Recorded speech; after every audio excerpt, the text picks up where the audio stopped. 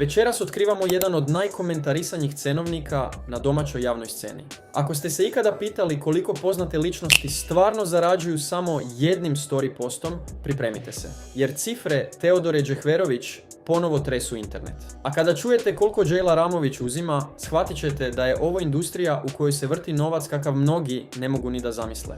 Teodora ima preko 1,3 miliona pratilaca. To nije samo broj, to je tržište. To su kompanije, brendovi, kozmetičke firme, garderoba, treninzi, suplementi, sve ono što želi da joj se nađe na profilu. I upravo zato, kada joj je jedan mladić poslao poruku: "Pozdrav Teodora, da li ste za saradnju?", njen odgovor je bio kristalno jasan i profesionalan. Za story 500 evra, za objavu na feedu 700 evra. Kratko, jednostavno, bez pregovora. I to je ono što je mnoge ostavilo bez teksta, jer su po prvi put vidjeli koliko stvarno vrede objave javnih ličnosti. Ali onda dolazi poređenje koje je napravilo potpuni haos. Džejla Ramović, jedna od najvoljenijih pevačica mlađe generacije, navodno naplaćuje do 10.000 evra za jednu reklamu. Jednu.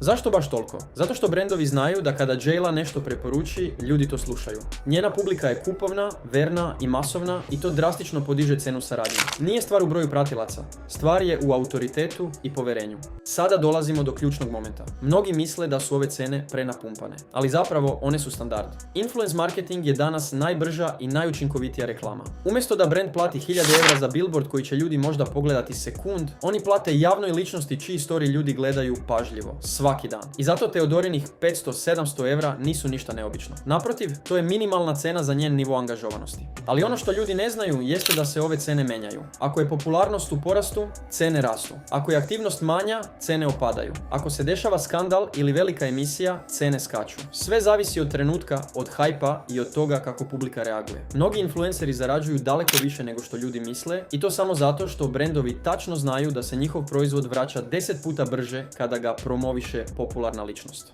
Pitanje je, da li će Teodora sada podići svoje cene? Da li će Džejla ostati na vrhu cenovne lestvice? I koliko zapravo koštaju reklame najvećih influencera iz regiona? O tome ćemo govoriti u narednim videima, jer ovo je samo uvod u svet u kojem se okreće ozbiljan novac. Pišite u komentarima da li mislite da su ove cene realne ili preterane. Da li biste vi platili 500 evra da vaš proizvod bude na Teodorinom storiju? Najbolje komentare čitamo u sljedećem videu. Obavezno lajkujte, zapratite i uključite zvonce, jer tek krećemo.